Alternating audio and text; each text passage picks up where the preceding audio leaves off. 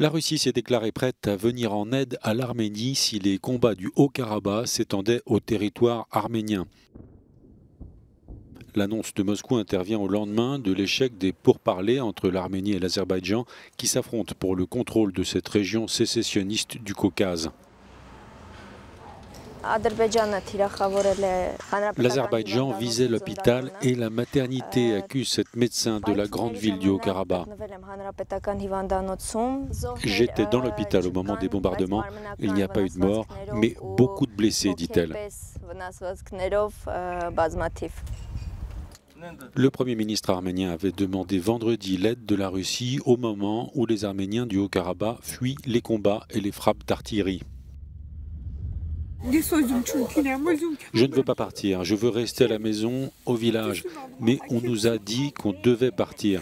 Les Azerbaïdjanais bombardent notre village, alors on abandonne notre maison, nos affaires et on part.